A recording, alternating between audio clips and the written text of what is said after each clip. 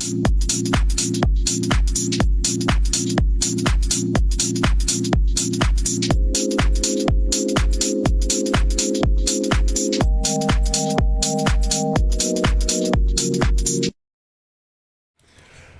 is happening, guys? Thank you so much for tuning in to Weekly Weekender. It's April 18th, Saturday. That is, wow. Another week has gone by since our last broadcast, and I'm so excited to have all of you here. I see you in the live chat. We've got Tiffany here, our fantastic content producer. Guys, give her a round of applause. She's in the chat here. She's helped curate the topics for this week. We also have the fantastic Mr. Jordy Lines from the United Kingdom, bringing in his movie expertise, correcting me on the air, making me look like a damn fool when it is appropriate. And I do seriously appreciate it, Jordy. Hats off to you, sir.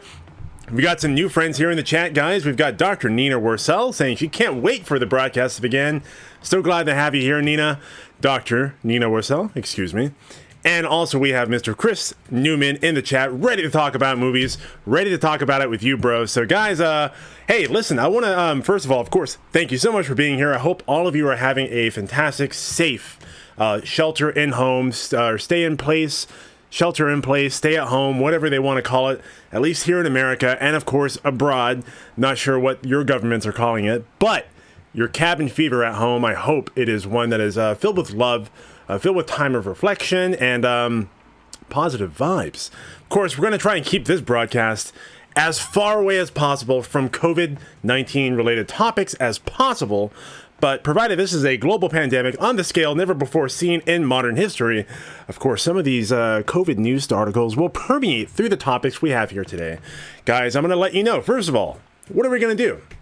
I'm going to cover the topics here, and then I'm going to go to you here in the live chat. So while I'm discussing any particular topic on screen, leave me your thoughts in the live chat by highlighting my name. I'll see it highlighted. If you submit your question or comment by typing in at MoviePOP, I'll see it in the live chat. I'll read it on screen after I read the article, and then of course elaborate on my thoughts after that fact, or some similar concept like that. Anyhow, and also, guys, remember, you can send me your suggested topic of the week or a viewer letter of your choice or related to movies, of course, by submitting it to dj@moviepop.org. Now, for those of you, of course, who have been watching, you know that I've been kind of running a little dry here. It's been a little bit of a dry hellscape as far as submissions go, but we do have one this week. And man, I woke up to reading it and I didn't know what the hell I was reading, but boy, was I excited. Was I laughing my my ass off reading it. So hopefully you guys will appreciate reading it as well as I do on screen. Of course, you'll have to forgive me for the last minute graphics I had to produce for it to be on screen, but it will be a hoot nonetheless to read. So there is also one more thing I want to mention to you guys, and this is kind of big news before we jump into the topics today. As you know, I've moved from Southern California to Northern California, and I am currently in San Francisco. And there's a little community broadcast center here in Marin County. It's called the Community Media Center of Marin. And guess what? As most beginning content producers like myself have done, in the past anyways, they would start on community broadcast television. And this community center in Marin County has a submission page for content. And, you know, I don't mean to toot my own horn here, but some of the content they have on their television broadcast, which is on terrestrial TV, digital TV, and online, is, I don't know, maybe not up to par, at least to my personal level of appreciation. So anyhow, guys, I'm going to let you know more about this in the forthcoming weeks, but if you do have a chance, an opportunity, you want to help your boy, you want to help bring this to live television, you can contact them here. It's info@cm.tv. Let them know you'd like to see MoviePOP on their website, on their broadcast television. I will be submitting to them as well, so hopefully we get something moving along there. I think that'll be really cool. So that's my the end of my shameless plug here, guys. We got 10 awesome topics to talk about, so let's just dive right into it without further ado. And this first one is coming to us from Wired, and this is regarding Netflix's Space Force. that looks like a TV lover's dream. Oh, and also, Lisa Kudrow is now part of the cast, so that's cool. Netflix's Space Force looks cool and now has Lisa Kudrow. Ever since it was announced well over a year ago, Netflix's Space Force has sounded like a TV lover's dream. Based on President Trump's recently launched military branch of the same name, the show stars Steve Carell and was created with his office collaborator Greg Daniels with the intention of bringing their workplace comedy vibe into a whole of the universe. I think this is really cool, guys. I mean, let's just take a break here. Look at that. Steve Carell, we've got him in what is presumably a Space Force military-issued uniform. Looking great. We've got some office collaborator in there, Greg Daniels. Fantastic. Okay, so let's move on to what Mr. Daniels has to say about this. Or rather, this is coming from Netflix, their synopsis of the series. A decorated pilot with dreams of running the Air Force. That plan, though, gets shifted when he is chosen to run the military's new 6th branch. Skeptical but dedicated, Mark uproots his family and moves to a remote base in Colorado, where he has a colorful team of scientists and spacemen who are tasked by the White House with getting American boots on the moon. Again, in a hurry and achieving total dominance. So that's a brief synopsis about the series, guys. I want to know how you think, how you feel about this, because if you're like me, you love The Office. Not only Ricky Gervais's Office, the original, but also the Steve Carell starred adaptation on NBC. It was some of the best comedic television in history. A plethora of memes online. So I'm glad to see that Steve Carell, in combination with Greg Daniels, is making a Netflix, I guess you could say, mockumentary, perhaps, type show in the vein of The Office. I think it's going to be real fun. Let me know what your thoughts are about this. And of course, I will wait for you here. And if I don't see anything, we'll move on to the next topic. Don't worry, though. I can jump right back back into previous topics. No big deal. We jump all around here on camera. Oh, and I should mention, I'm going to read 3 news topics, and then I'm going to go into our viewer letter, which I'm most excited to read about on this broadcast today. So 3 topics. Let's get those out of the way. Viewer letter, and then, of course, a new commercial. All right. Topic number 2.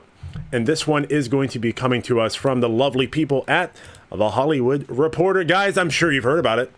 Tom Hardy is starring in this new Capone movie, and it just debuted its first trailer. That happened on the 15th this month. So a little bit of a shock, right? Because nothing coming out of the trades really have been related to new movie trailers like we're used to. So great refreshment to see that we have a brand new trailer for a A-list movie by Tom Hardy. And wow, it's a mob movie. He's playing Al Capone? Good Lord. All right, let's get into this. Wow. The film, directed by Josh Trank, tells the story of America's most notorious gangster. The first trailer for the wow, what a mouthful. Biographical crime drama Capone, starring Tom Hardy as gangster Al Capone, dropped online this Wednesday. Josh Trank, who directed the film, posted the trailer to his Twitter account with a note that said it will be released May 12th. Jeez, that's right around the corner, less than a month away. He also wrote in the post, quote, "Different title, my cut. Not a Snyder cut, but apparently a Trank cut." It was previously titled Fonzo. Yeah, good call on that. I think the Fonz is dead. The good days are long, long behind us. Happy days are long, long behind us. According to a press release here, guys, Vertical Entertainment and Redbox, yes, Redbox, that's those dirty video rental boxes they post up outside of the 7-Elevens. They have their own entertainment distribution arm here, and they've partnered to release the film on VOD, that's video on demand, for a 48-hour rental. So if you haven't heard about this or seen this, this article kind of gives you a brief synopsis of the film. But I thought what was also interesting here to mention, guys, Trank also tweeted that this will be on streaming, planned as theatrical, but hopefully will be on the big screen later this year. So here we have, and this is confirmation from the director himself, Josh Trank, regarding a high-budget film starring an A-list actor, Tom Hardy, in a most notorious historical character film that we could imagine, Capone. Apparently previously slated for a theatrical release, now being released digitally, and with the hope or the expectation to have a theatrical run. So interesting seeing how the times have adjusted the release schedule or the release format of films that were slated for theatrical release. It's not unfamiliar. Of course, we know about Trolls World Tour, right? We know about Universal releasing The Invisible Man. So this seems to be kind of like the par for the course, at least in the present moment, guys. What are your thoughts on this? I want to know. I saw the trailer. I thought it was dope AF. Let's see if we can play a little bit here while I talk, at least. I thought it looked great. Tom Hardy is a fantastic character actor, a fantastic actor in general. It looked very well shot. It looked like it had a lot to say. It wasn't so much a film about, here is a gangster mobster in the heyday of his criminal enterprise. It was more about the downfall. How did his life unravel as he dealt with dementia, dealt with the further encroaching strong arm of the government trying to, of course, get him in jail, whether it was through his overt criminal actions or through some sneaky IRS way of getting him on tax evasion. So it looks great, fantastic. I'm excited about it. Guys, I want to know your thoughts, of course. Let me know here in the comments down below, in the live chat right over yonder. Read it on screen, highlight my name at MoviePOP, and yeah.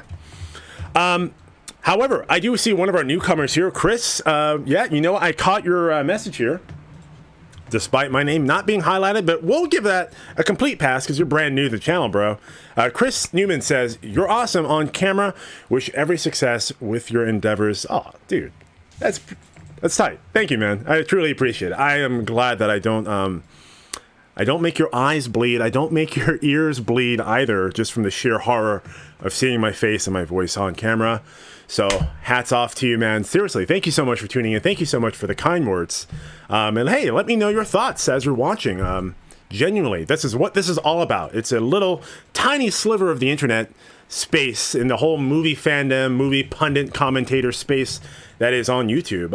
Our little corner here where I can highlight your thoughts, your letters, your opinions, and of course, I'll ingratiate myself a bit since I am on screen anyhow. But yeah, guys. All right, I want to move into the third topic here. And then, of course, we'll move into the viewer letter, which I'm really excited to read. So our third topic of the day is going to be coming to us from Entertainment Tonight. And this is, of course, confirming the most obvious of all confirmations of all time. We've had a 2-month, I think, head start on this. Sam Raimi is officially confirming that he's directing Doctor Strange in the Multiverse of Madness. I believe we had a bunch of sources, about a month or 2 months ago, detailing to us that Sam Raimi, I think they said, was in talks to replace Scott Derrickson, the director of the first Doctor Strange, who was unceremoniously released from his slate as director on Doctor Strange 2. But you know what? All concerns about that news headline were completely put to rest when we heard that the master himself, Sam Raimi, is coming on board. It's coming back full circle, really, if you think about it. He kind of kicked off the whole Marvel film property way back, 2 decades ago, alongside Bryan Singer with his X-Men debuts. Well, hey, Sam Raimi's back, man, and he's doing Doctor Strange 2. Let's go with the article here. Marvel giveth, finally announcing that a Doctor Strange sequel is in the works and will be the, quote, first scary MCU movie. And then, of course, Marvel taketh away. Scott Derrickson, who directed the first movie, stepped down earlier this year due to creative differences. But now, Marvel giveth again. This is way more well said than I have said it. Sam Raimi, the man behind the original Tobey Maguire starring Spider-Man trilogy, is directing Doctor Strange and in the Multiverse of Madness. Raimi confirmed this good news himself. So I will skip over, of course, the contextual analysis or description here in the article, but there are a couple things I did want to highlight I think were, of course, worth your sexy attention. As for what enticed Raimi to Doctor Strange, well, quote, "I loved Doctor Strange as a kid, but he was always after Spider-Man and Batman for me," he explained. "He was probably at number 5 for me of great comic book characters. He was so original." Oh yeah, well, that goes without saying. I mean, we're dealing with the master of magic and multiverse dimensional realities.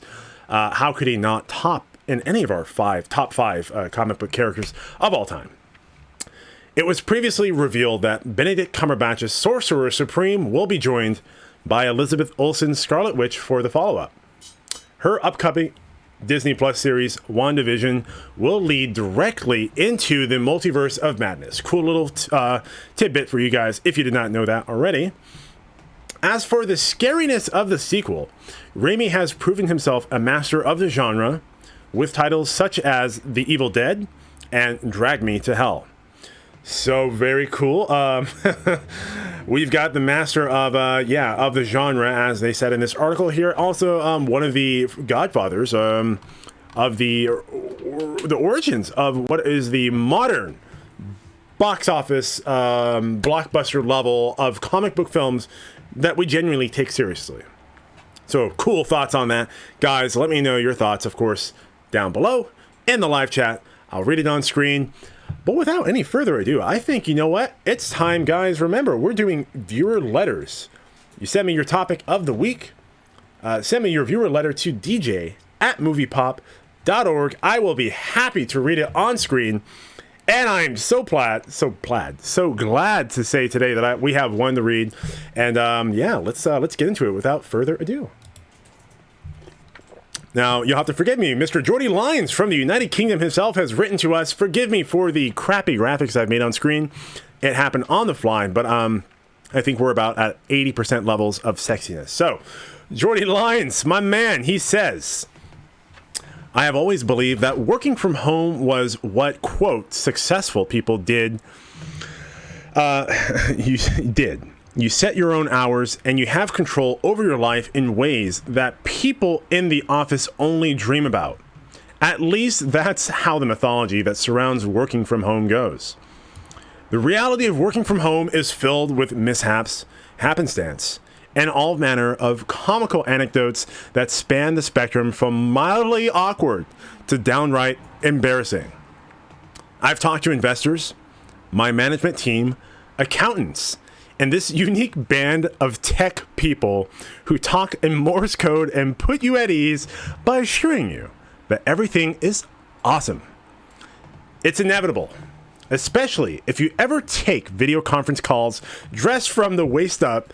You'd be forgiven for believing you were in one of Vesna's porno movies she raves about." That's so true, by the way. Vesna, we love you, girl. "While no one got a real good look at my pajamas, or so I surmised, some odd things began, then this followed a vacant stare when I realized I had been in video conference for 20 minutes with the camera pointed at what can only be described as my nether regions. That is, the lack of space between. Work and home life means I'm always thinking about both at the same time. Yikes, man. God only gave us enough blood to think with two heads at one, Jordy. So I feel you on that struggle." And he continues, "And the end result is feeling pulled in all directions at once. Each interruption leaves me struggling to remember what I was doing last, and that can make for some odd client communications. It's especially charming when my 9-year-old son, who doesn't know what boundaries are, erupts into my home office with 2 samurai swords, believing he's Deadpool, and then tells a client he's going to grab him by the nuts. And I'm not joking." Oh, Lord. That's great. All right, guys, we're going to continue on the second part of the letter right here. Boom.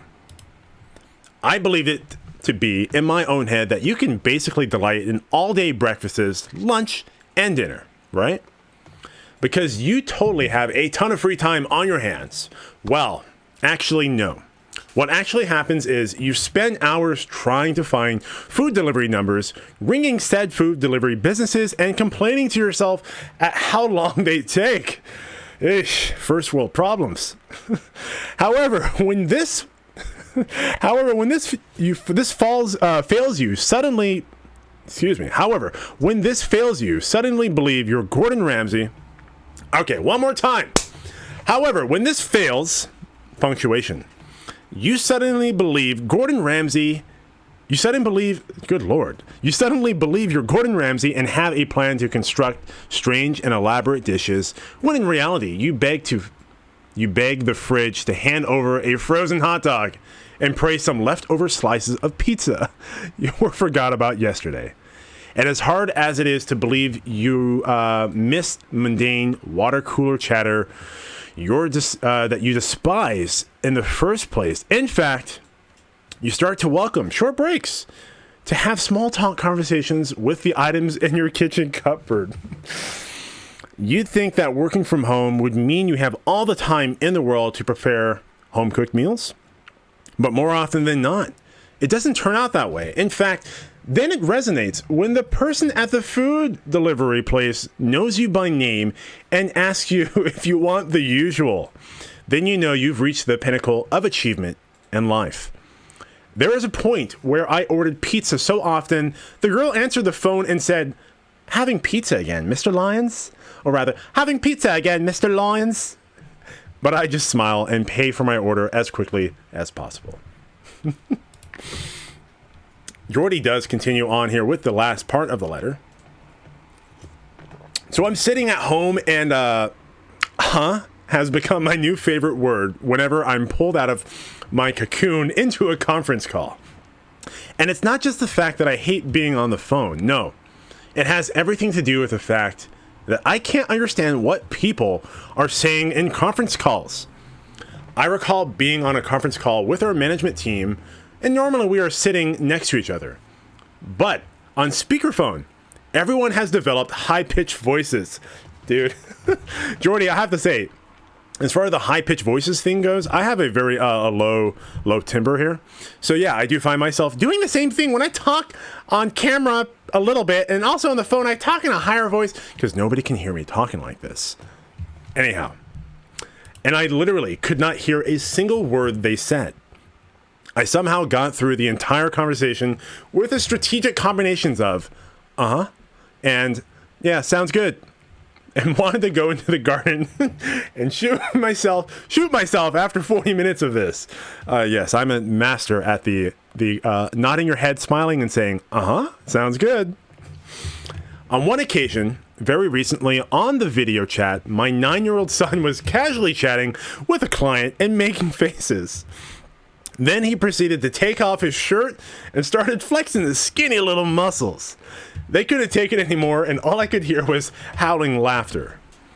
The situation, of course, was helped by the fact I think everyone is in the same boat, stuck at home. Sometimes, there's no hiding the fact that you're definitely not in an office environment when you work from home. Jordy, my man, that is some of the most awesome letters I've had to read. This is my first, of course, or, of course, listen to on screen. Thank you so much for submitting that letter. That is from our moderator, Mr. Jordy Lyons from the United Kingdom himself. Truly, a nice insight into his personal life, some of the issues we all, of course, deal with. So thanks, my man. Glad you guys got to read that on screen. I hope it made you giggle as much as it did I. I'm seeing Mr. G Wolf 333 in the chat. Boom! What up, dude? Thank you so much for being here, man. We just read Jordy Lyons' most embarrassing letter of his personal tribulations during this lockdown, pandemic, shelter in place, whatever you want to call it. It's a hoot. So, G Wolf, check that out when you can. Guys, we'll move on to the fourth topic today. This one will be coming to us from... That ain't right. I got this. Don't worry, guys. Boom. Boom. Boom. From Deadline. I had to switch things up now that I have the viewer letter in place. Wow. This is really sad. I hate having to read this article, but I think it's worth mentioning. AMC has been issued $500 million in debt to stay liquid. Shares also spike on the U.S. reopening plan. Very interesting article, guy. This is most recently updated yesterday, Friday the 17th at 2:25 p.m. AMC shares rebounded on Friday along with those of Cinemark, as cautious optimism grew for a return to some form of the U.S. theatrical moviegoing in the second half of 2020. AMC shares finished the week at $3.20 to reach their highest level in 2 weeks after the company announced a $500 million debt issue. Cinemark, which also operates the number 3 exhibition circuit in the United States, share rise 16% Friday to $13.48. Eric Handler, a veteran exhibition analyst with MKM Partners, called the debt issue a near-term lifeline for AMC in a note to clients. But he reiterated his, quote, sell rating on the company with a 12-month price target of $1. It's a little... not what's the opposite of optimistic? Not narcissistic. Ooh, I need a lifeline here. What's the opposite of optimistic? Pessimistic. Thank you, baby. Quote, assuming the debt deal is completed, the threat of near-term bankruptcy gets eliminated, he wrote. However, longer term, it does not solve the issue about adding more debt on top of an already levered balance sheet. Now, I'm going to spare you guys the legal, financial parlance here, but there are some really interesting things here I think is really important to read about because AMC is our largest exhibitor here in America. They do have a global footprint. Of course, I would be absolutely just, I would be, I mean, not literally in tears, but I would emotionally be in tears to see AMC theaters go, especially when we got A-List just up and running. So yes, I've rapped waxotic about this before, so let's do it once more. A Chapter 11 filing would enable the chain to keep operating, a good thing for Hollywood, as Deadline has reported, given that it accounts for roughly, this is big, roughly a quarter of many tentpoles' global box office revenue. So AMC alone accounts for 1/4 of the whole global box office revenue for any large tentpole release from any large Hollywood studio. That's huge. Imagine losing that. I mean, that is a considerable hit to the box office for studios. So, China's Dalan Wanda Group, a major AMC investor, I don't know if that's accurate, and I think even Campia touched on that. They have a controlling stake or interest in the company, I think at 38%. Still, I guess comparatively in terms of investors, 38% would put them as a major AMC investor. So, okay, that's accurate. Dismissed the bankruptcy talk as speculation in a statement on Wednesday. So thank you, Dalan Wanda Group, whether or not that's Chinese propaganda or it's the truth. I, for one, believe in AMC, and my wife will attest to this. I'm looking at the stock price dropping, and I'm like, this is stupid. Anybody who has any long-term foresight, and me and Mr. Jim Boyers talked about this last week on the broadcast. If you don't recognize AMC as a stable, revenue-generating, it's a 100-year company, exhibition company. They're not going anywhere. I mean, they just need to get through this most unprecedented, most untimely of circumstances, and we're talking about them being back in the black and then more forward. And like, trust guys, I'm not a person who goes to a movie theater. I get my A-List, I go in, I pay my $24 a month, I watch my 12 movies a month, and I don't even, I mean, maybe once a month I'll buy a popcorn, but that's usually because I earn points, so I'm not really buying it per se. I'm the guy who's like, I don't want to spend $10 on popcorn, I don't want to spend $25 on a meal to watch a movie. But you know what? When AMC does reopen, you better bet your sweet little booty cheeks I am buying popcorn, buying drinks, buying candy at a premium because I know it's helping the company. And I'm sure movie fans like us will recognize this. And I really do hope, as cringe as it may seem, at least, you know, from a cursory viewing, AMC does kind of maybe, say, hey, listen, we're back in business. Once we are back in business, guys, if you could help, patron our concession stands, it'll help operations, at least help us carry ourselves through this. I don't know. Personally, for myself, I would like to see that. If that's something that they do need, I'm really willing to help the company, because I love movies. It's been a part of my childhood, as I'm sure yours. So yeah, what do you guys think about that? Am I crazy for thinking about that? I want to help a multinational corporation and give them my own money. Shut up and take my money.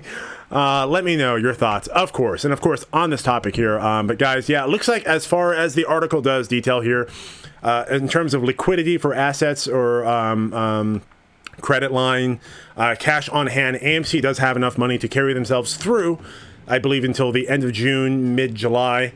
This $500 million loan will carry them through a little past that. So let's check out what's happening on the live chat before we go to our last topic before our commercial broadcast. We've got Mr. G-Wolf333 here. He says Disney will probably buy them up by the end. That's the way they get more money.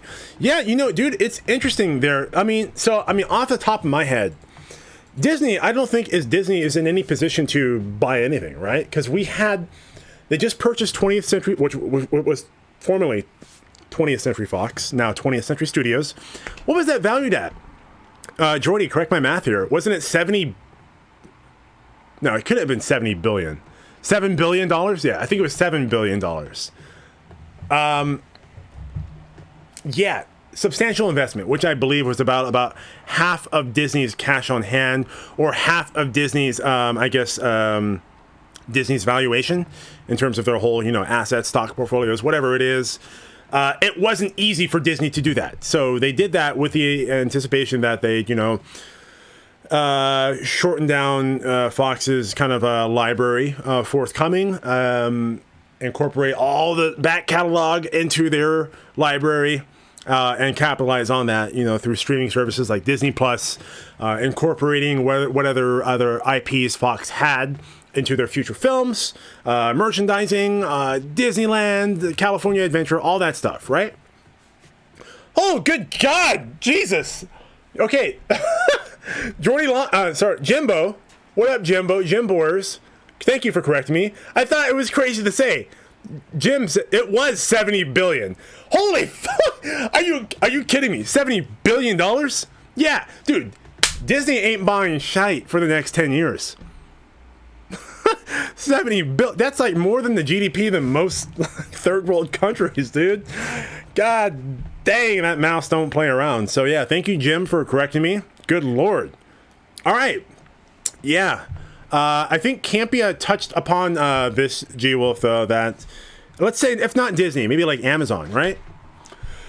And I think Campia made a great point. He said, like, it's one thing to buy a couple movie theaters, as I believe Amazon has done, but to buy a whole national chain of theaters and run that operation to proficiency. Now, of course, I would imagine you would retain a lot of the skeleton infrastructure, your management, to shepherd the transition from one owner to another, being Disney. But all the same, I mean, that's a huge gamble, especially in light of COVID. I don't know, but you can't. I mean, I don't know. That's my thought on it. Anyhow, who knows? Maybe the mouse, the mouse got big cojones and wants to capitalize on this opportunity. I mean, you see the share prices for AMC, they were down before this liquid investment, down $2 a share.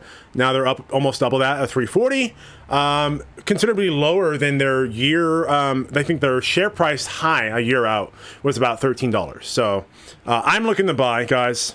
Anyhow, send me a letter, send me your thoughts here. If you say, hey, dude, I don't know if you should be buying stock in AMC, but genuinely, I am interested, or at least very curious about buying some stock. I'm thinking they're going to I can turn at least double my profits. I believe in them at that most.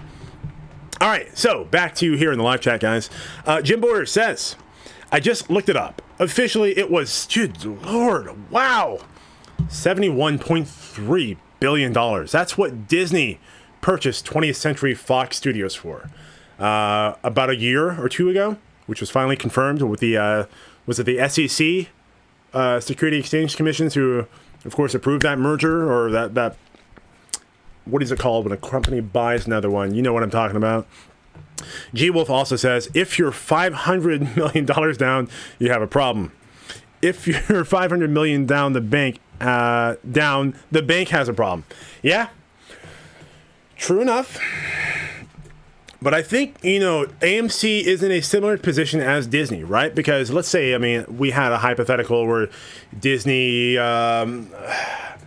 stocks were down, or faith in the company was down. I think something happened like this in the news headlines a couple weeks ago, where people were suggesting, oh, maybe Apple will buy Disney or something like that, right? And I think that question at least was posed to me, or posed to us on one of the other YouTubers. And my thoughts were, I was like, dude, Disney will never, ever sell any of their IP, regardless of how low their portfolio price goes down or the valuation goes down or whatever. Like, that IP is golden. And we're talking what? A century, if not centuries plus old IPs. And the same goes for AMC. They have such a large, deeply integrated, embedded foothold into the movie exhibition space, primarily here in America, and as I understand, a couple spots internationally. It would be a monumental task for anybody to pick up. So why a bank, while on paper I could, and of course this is a layman speaking to you. It's just my personal thoughts, but I would think logically why a bank would see this as a risky investment to keep them afloat would elude me. Because they've had nothing but success, for the most part, in their century-long existence. Right?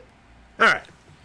Jim Boyer says, apparently the damn company was only valued at 52.4. Are we talking about, Fox was valued at $52.4 billion, and Disney bought them for $70+ billion?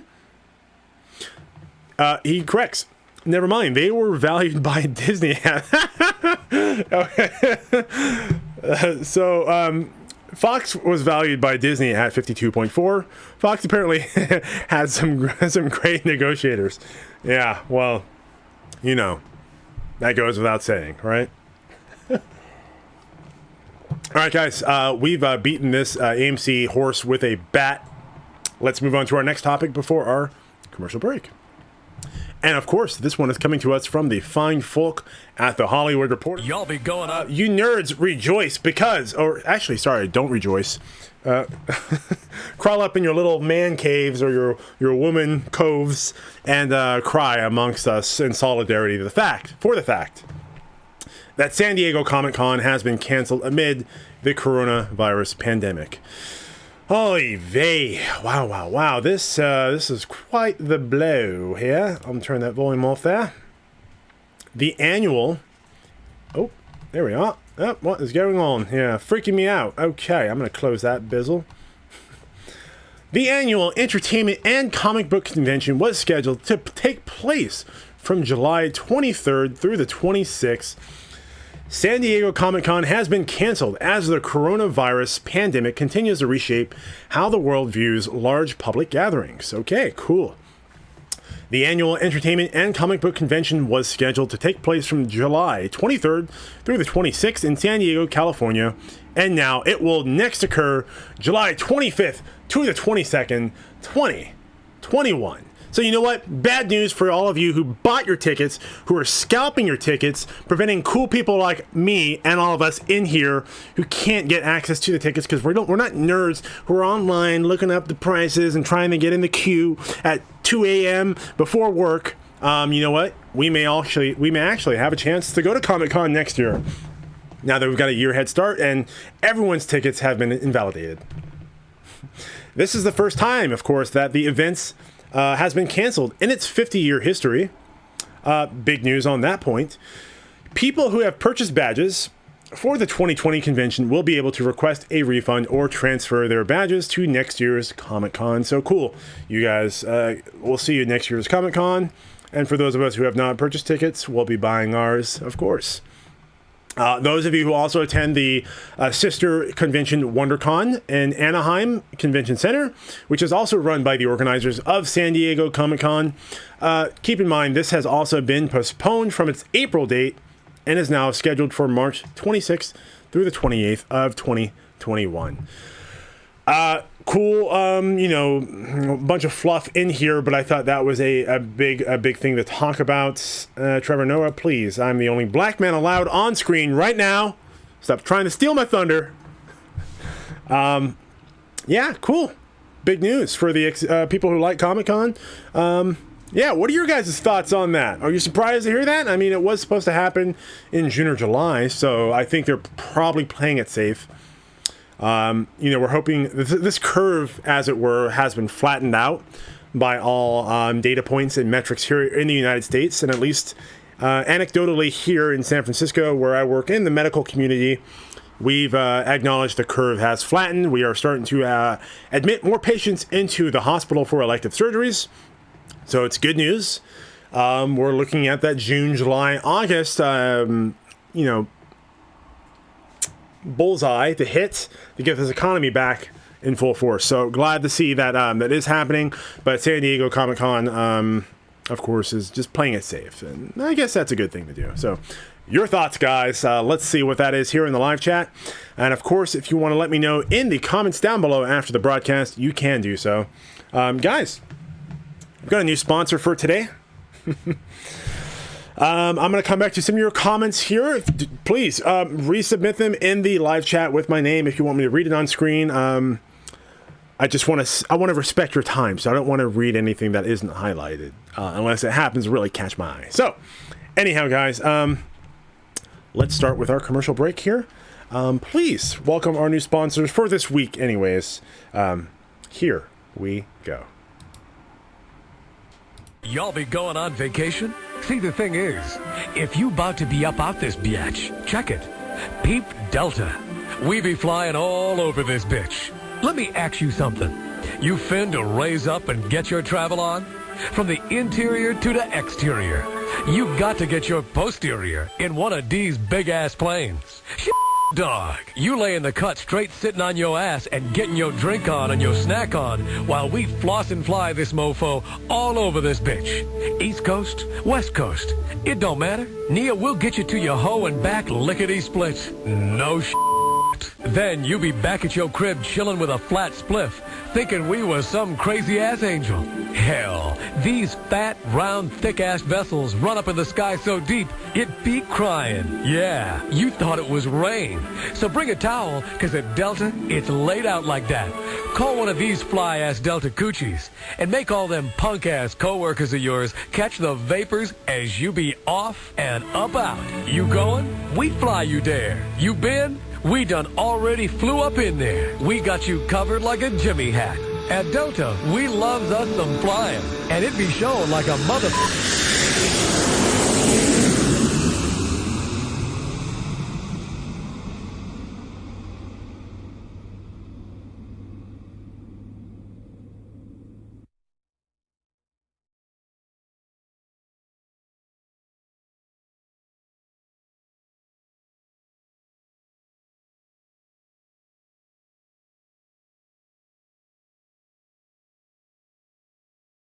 Boom! There I is. G-Wolf says, I hope they're drinking Jim Crow on that plane. You know what, man? I hope they are, too. That would be irony at its best, wouldn't it? Hats off to you, sir. Gary, right? Gary? Hope you're drinking some Jim Crow. At least, hopefully you're not hungover or halfway sober during this broadcast. I know you were having some issues last week. Yeah, I want to move into our next topic here. Guys, if you will indulge me, though, I want to... Little technical difficulties here. I'm going to play the commercial one more time, just to let our fantastic, lovely... Actually, you know what? We'll let her walk by. It's fine. You guys can... She can say hi to you, too. What up, niggas? Okay. Jordy, I'm wearing shorts as you were in your letter, as you had mentioned to us. So, yeah, guys, let's move into our sixth topic for the day today. Well, I think it's actually we're going to jump to the seventh because the viewer letter I made as our sixth. So, G-Wolf also says, "Yep, that's me.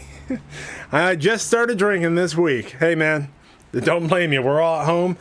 Who was it? Somebody was it?" No, actually, no, it wasn't Campia. It was Conan O'Brien, where he said, I hope we all raise the bar, the metric for what's considered the proper amount of alcohol to be drinking to be considered an alcoholic. Considering we're all at home now, I mean, what else we got to do? So, guys, let's move into the next topic here. We got about 15 more minutes left before we wrap this up. Thank you all so much for being here again. Seventh topic. Let's go. And this is coming to us from... Nope, not this one. Boom! IndieWire. Hugh Jackman turned down Cats. Oh, thank God. What a wise man he is. And has made peace with the MCU rebooting Wolverine. Whew.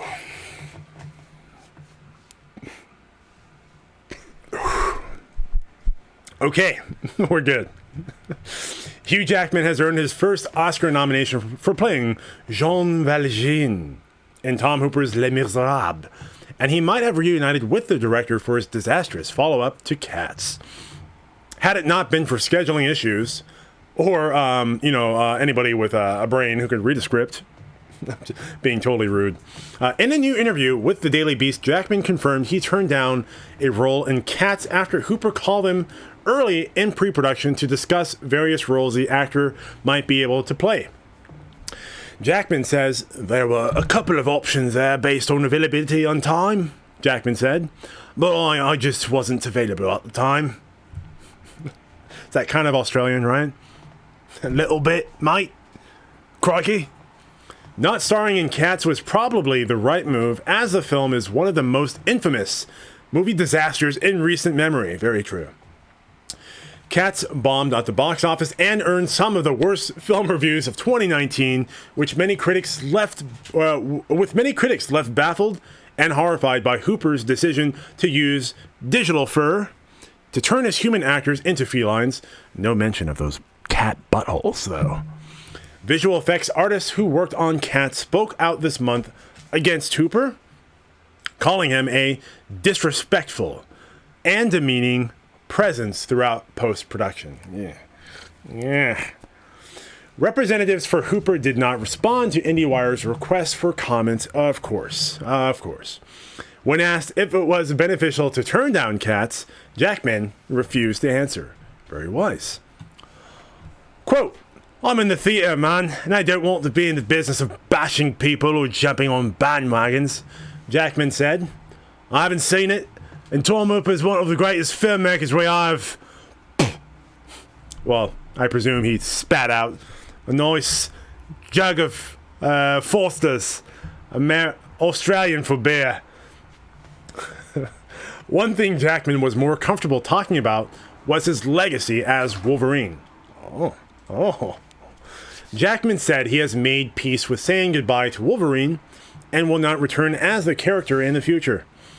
As for Marvel Studios rebooting Wolverine on the big screen now that Disney owns Fox, which Jim Boyers so amazingly updated us to the fact it was, $73.1 billion they purchased it for. You better believe your sweet black, white booty cheeks. They're rebooting this bizzle, and Wolverine is coming back full tilt. $70 billion. Good Lord. As for Marvel, Jackman said it would be impossible not to do just that, as I just said.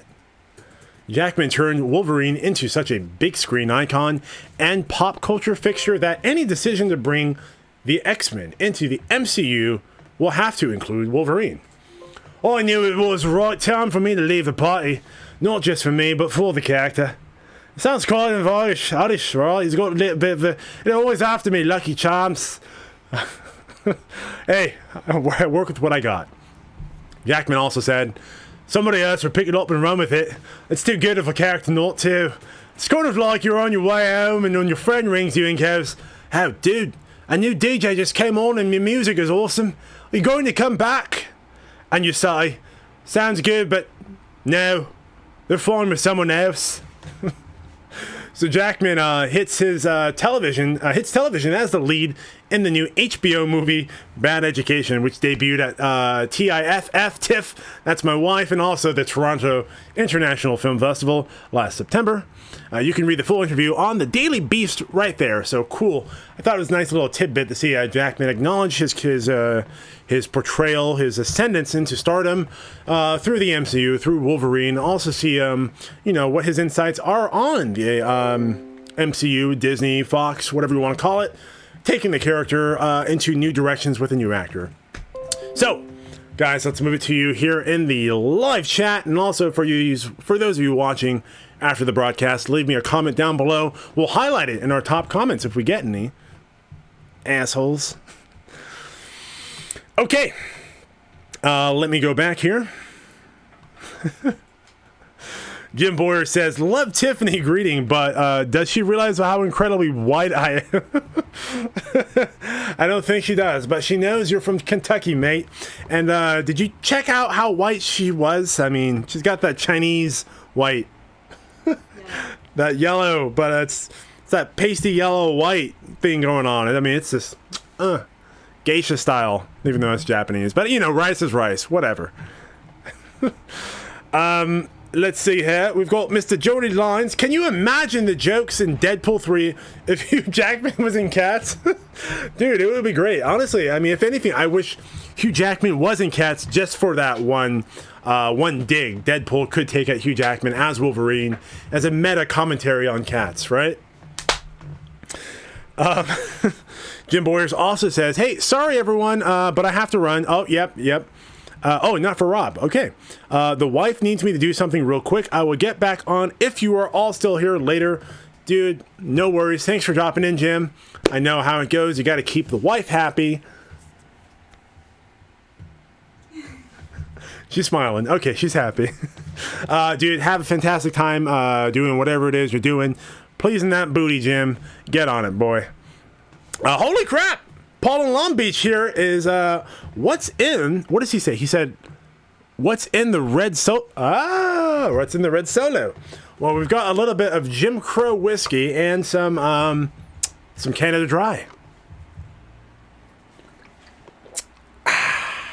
Delicious. I like to have myself a little drink here on screen, provided the times. And I know Mr. G Wolf, at least last week, was joining me.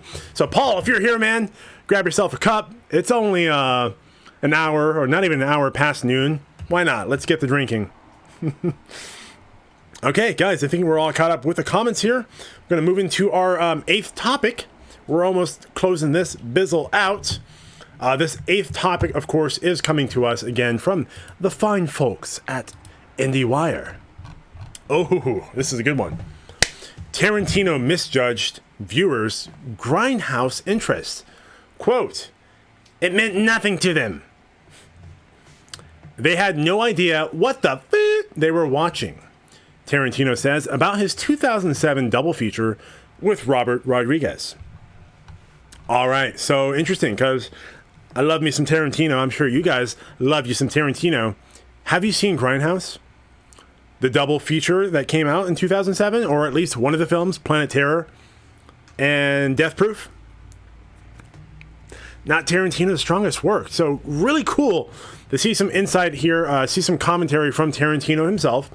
Now, this is coming to us from IndieWire, based off an article, a Q&A article in was it Esquire?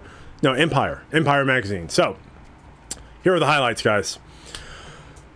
One of the biggest gambles in Tarantino's career was Grindhouse, his 2007 double feature movie with Robert Rodriguez. The release included films helmed by each director, Tarantino's Death Proof, and Rodriguez's Planet Terror, which was the better film, in my opinion.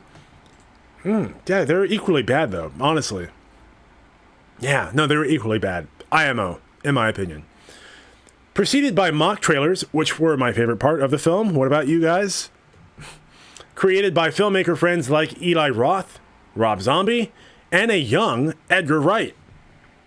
Grindhouse was a notorious bomb in the United States with just a $25 million gross. Yikes. Yikes. Big time yikes.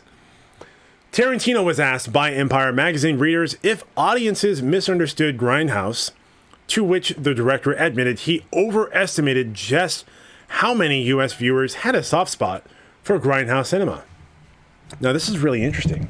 I'm going to continue with the article, and I do have some thoughts on this.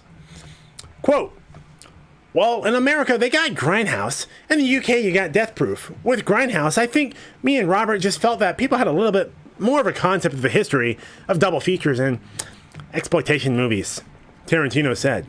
Horrible Tarantino impression, by the way. Quote, no, they didn't at all. They had no idea what they were watching. It meant nothing to them, all right? What we were doing, so that was a case of being a little too cool for school. But as far as the movie playing in England as the movie, I think people took it okay. So that's Tarantino, of course. You know how Tarantino kind of talks? He's kind of fidgety and he's always moving in. Like, yeah, that's okay. You get it. On the subject of Grindhouse, Tarantino shared a humorous story about going to see Death Proof in England with Edgar Wright as his guest. This is great, guys. This is a great recall. He says, Tarantino says, well, you know, I'm in London doing press on the film before opening weekend, and I go to see Edgar Wright, and I'm like, hey, let's you and me and your friends go see it on Friday night in Piccadilly, Tarantino said. So Nira Park, my producer, and Joe Cornish, and the whole Edgar group, we head into the heart of Piccadilly Circus to see Death Proof, right? And on opening day, we walk in the theater, and there's about like 13 people in there. On the opening 8:30 show, right? All right, and that was a rather humbling experience. And but we sat down and watched it, and we had a great time. And Edgar was like, "That's very impressive." And I think I would have turned down. I'm making him sound really retarded, by the way. I would have turned down and walked out there. The fact he said, "F it," and sat down, I admired that. Tarantino rebounded from the Grindhouse bomb with Inglourious Bastards, which won Christoph Waltz the Best Actor prize at the Cannes Film Festival and the Academy Award for Best Supporting Actor. Tarantino was also nominated Best Original Screenplay. Not a bad way to bounce back. So really cool to see here that, you know, Tarantino, he is a, what is the word? He's an enigma, right? Of filmmakers. He's definitely in the top 10 of greatest filmmakers of all time. He's a filmmaker in his own right. Authentic voice, authentic vision, writer, director, visionary filmmaker. But it seems like, you know, he's been humbled by this experience, recognizing that, you know, as much as he is an auteur for film, and he has a true understanding of film culture dating back to the 1960s as far as Grindhouse cinemas go, while someone like myself, who has a very distant appreciation for that era, that particular genre of film, to the degree that I would appreciate seeing a Grindhouse double feature in the vein of those films released during that time that were really a little too true to the medium. I mean, if you listen to some of the dialogue in these movies, they were atrocious, horrible. I couldn't watch them. It was bad. Now I thought the trailers were great. I understood what Tarantino was doing, but as a modern film goer, yeah, it didn't work for me. So no surprise that it didn't work for general audiences. Guys, what are your thoughts on this? How did you feel about watching Grindhouse, if you had the chance to watch it in America as a double feature, or abroad as a single feature with Death Proof? Yeah, let me know here in the comments down below in the live chat. Do the solid. Let's move on over yonder. G Wolf says, I thought Death Proof was better, but to each their own. Dude, I'm gonna have to rewatch it again, but I think, yeah, it's been a while, man. I think, at least from what I can recall, Death Proof maybe had the better actor, because Kurt Russell was lead. But God, I remember the dialogue build up to that with the B-list actors was just cringe. And at least Planet Terror, you know, had more of the visual element, action element going for it. But again, it's been over 10 years since I've seen it. What, 13 years now? So, hey, you could be right. I'd have to revisit it, but I probably will be really, really elevated, if you know what I mean, before I watch it again. G Wolf also says, oh no. But straight sitting on your ass.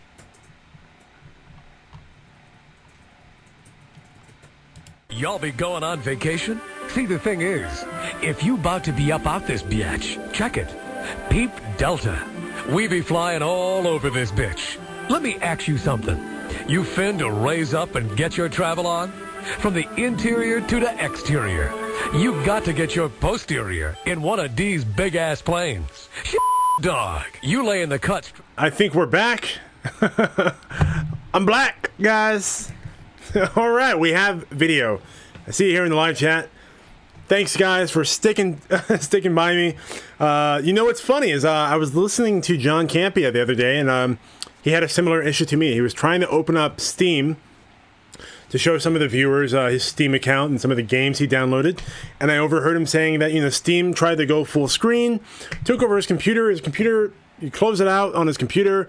Then it tried to go into update mode. And then he was able, of course, to reboot his computer, turn it back on, and go right back into the broadcast, which apparently I'm able to do here. So cool. Thanks for sticking around, everyone. G Wolf, thank you, man. I see you here in the live chat, letting the viewers know we're having technical difficulties. So, yeah, we were talking about Tarantino over yonder. Let's see what we got over there. Boom. How can I allow me to readjust my my format here? I have to get back into the way it was. Boom. Okay. So how are we doing? Okay. We were talking about Tarantino. Where was he at? There we go. Tarantino. Yeah, guys. So, I mean, I read the article. I told you my thoughts on it. What are your thoughts? Of course. How did you feel about Grindhouse when it came out? Were you familiar with Grindhouse cinema? If you were or if you weren't, how did the movie land with you? As a casual viewer, a layman viewer, I'm sure you have your own opinions. As an expert in film cinema down to the most niche of genres, how did that land with you? I feel like I'm teetering somewhere in the middle there. And even for me, as someone who appreciates niche genres, the film, it needed to transcend the fourth wall breaking it was trying to do, if that makes sense. Yeah. So, hey, we got Jim Boyers back. Cool, man. You missed me cutting out like Campea did last week. But we're back. We're live. G-Wolf is here also as well. Says, hey, it's all good. Back to normal.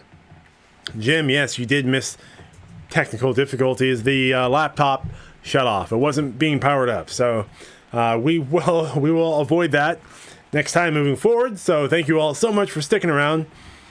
Yeah, so that we were talking about Tarantino, the Grindhouse movie that came out. I want to know your thoughts on it. I let you know my thoughts. So we are kind of in overtime here. We're about 8 minutes past an hour, which is more than usual. So let's get into our ninth and second to last topic. And this one is coming to us from the lovely, sexy elitists at Variety.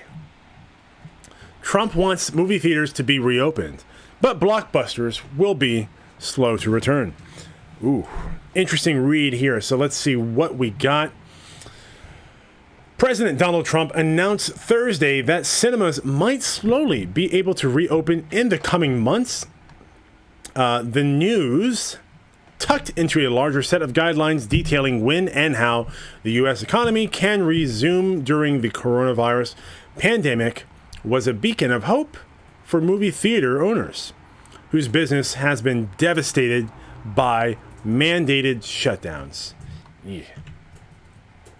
But even if multiplex marquees get reignited, it could still be several months before studios feel, and this is really important, before studios feel confident launching their biggest blockbusters. So, well, I'll read and then we'll talk.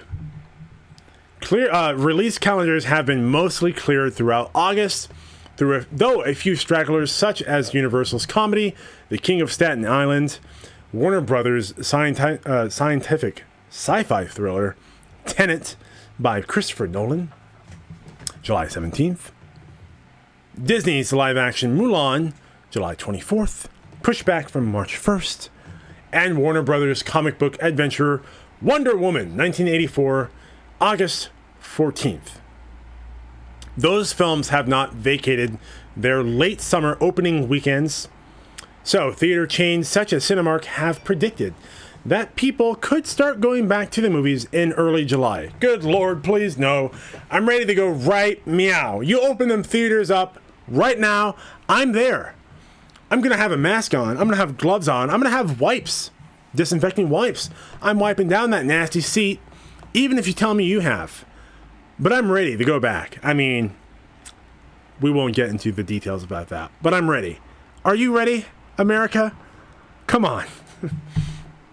The reopening process will almost certainly differ among states, meaning theaters could gradually commence operation in regions that are less affected by the virus, while venues in the hardest hit areas like New York and New Jersey might have to remain shuttered for longer. If that's the case, studios will have little incentive to roll out their most important movies without major markets in the US open for business. Quote, New York and Los Angeles are going to take a lot more time to reopen than Montana. Okay, that voice did not work. But that's my geeky analyst voice. Predicts Jeff Bach, a box office analyst with exhibitor relations. Bach also adds, I don't see a big blockbuster opening off the bat, but no matter how much assurance we have, this is going to take a little while for people to adjust on. If movie theaters across the world are open to different degrees, financially it becomes very difficult because big budget movies rely on global grosses. So hopefully you guys can understand me in that nerdy voice. Another analyst said that. Here are some more quotes from analysts. No name analysts. I don't know who they are, but apparently they're important if Variety is mentioning them. Theaters generate a tremendous amount of revenue, and that's how these movies earn back their budget. If you have a limited seating capacity, it could be more difficult. So there's also indication of how willing, and this is really important, and I want to know your thoughts. Guys, those of you watching here, let me know how willing are you to go back to a theater? Because I know if AMC opens today, the 18th of April, I'm seeing a movie tonight at midnight. I'm ready, baby. How about you? There we go. That's the pop I wanted. There's also little indication of how willing audiences will be to return to theaters. There might be pent-up demand. Oh, yeah, you bet these pants, Vesna, you better check out these pants. There might be pent-up demand from patrons who have been stuck at home for several months. But it's equally possible that audiences will be hesitant to rush back to crowded places. Recent studies have suggested as much. Now, here's a really big important part, and this is why I highlighted it in Chinese Communist Mao Zedong Red. That was the case in China, where a handful of theaters briefly reopened in March when the virus appeared to be under control. Similar to how we're doing right now with our 2-week, balls to the wall, flattening the curve measures. Only to quickly be shut back down after fears that the disease could spark again. We could be in a similar predicament. Another analyst further comments and says, there's going to be blockbusters that will take advantage of pent-up demand. But first, people have to feel safe and comfortable. And this is funny because, guys, those of you who are involved in the PGS community, Paula Ballers, my girl, I love you. Our other China nigga, half black, half Chinese. Paula told me she's been in lockdown for 3 weeks straight. Like, locked down. She has not gone out to buy any food, to buy any toiletries, to buy any groceries. It's been Instacart, it's been delivery service for her. But she does comment, hey, you know what? I've got a big backyard. I can kind of see my neighbors from afar. I guess I'm good. Hey, hats off to you, girl. You know what? I would drive myself insane doing that. However, you are in New Jersey, so it's a little bit different for you, more densely populated area. Whereas somebody like me or Jim, we're in these more sparsely populated zones where, that might not be much of a concern. Of course, please understand, I'm speaking really like 95% to comedic effect. But yeah, it's totally understandable, in all honesty, that people would want to stay home, would want to, make sure they're as safe as possible. And whether or not they feel inclined to immediately patron a movie theater just because they reopen, yeah, who knows? So wise for these exhibition analysts to be pressing of this fact. Wise for exhibitors to acknowledge this fact. It is a fact indeed. Whether or not you and I agree with it, certain people do feel a certain way about, protecting their health, protecting their family. And it's really, honestly, completely understandable. So how will that affect the box office releases moving forward? Even if they do open early as June, when you have crazy people like me who will go there. Guys, what are your thoughts on this? I want to know your thoughts. Are you feeling sheltered at home until the end of summer? If AMC or Cinemark or Regal opens up in June, will you be going or won't you be going? Does your health more concern you relative to your specific situation more than seeing a film does? Even a big one like Mulan or Tenet or anything else. Let's jump into the comments right now and find out. We are well into overtime, but it's all good. We had some technical difficulties, so we will keep that in mind. All right. You know what? I'm seeing Paul in Long Beach saying, is it me? Or am I the only non-blue wrench? Paul, my dude. You say the words, man. You say, grant me a blue wrench, my good sir. I want to be a part of the MoviePOP moderators group, and your wish is my command. I'm handing them out like candy, but most specifically to, of course, our fantastic small community here. I want to make sure that you guys are here on the ground floor while this whole thing is incubating and developing. I want to make sure you're at least recognized by some digital blue wrench. Why not?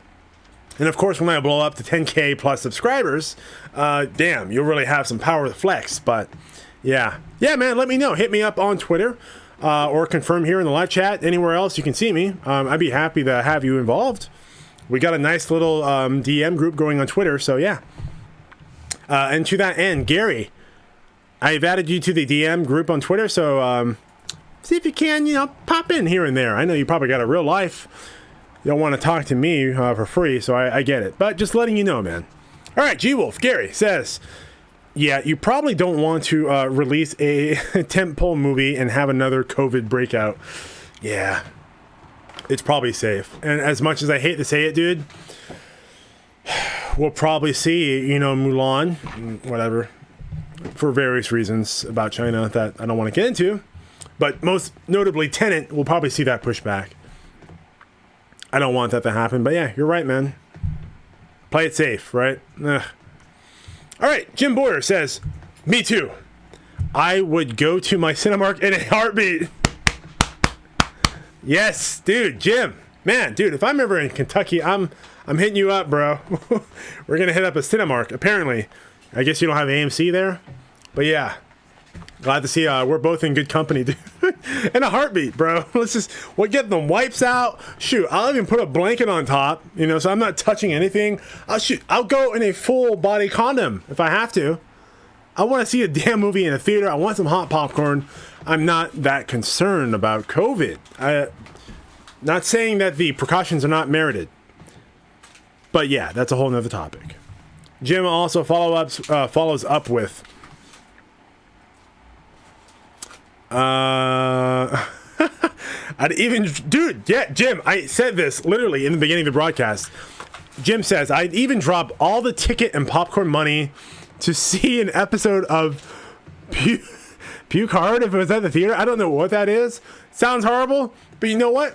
Whatever the hell they're playing, they could play Jackass, the first movie. Again, I'm there. I just want to be back in that sexy, comfortable seat with my popcorn, my drink in my hand, my baby next to me, the lights down, the trailers, just the ambience, right? Let's get back to it, baby. I'm ready. Okay, G-Wolf says it's going to take a couple of months. After they say it's okay for me to go back to into a crowd. Hey, G Wolf. Oh, okay. So that's your personal preference. Okay. Sorry, I thought you were going to say like the government or AMC were going to take a couple of months to reopen. Dude, completely understandable, G Wolf, and I mean that. I'm not placating to you. You guys know me. I'm not a BS kind of guy. Like what you see is what you get on screen. That girl can attest to it. I had my birthday in Napa Valley. In the end of March.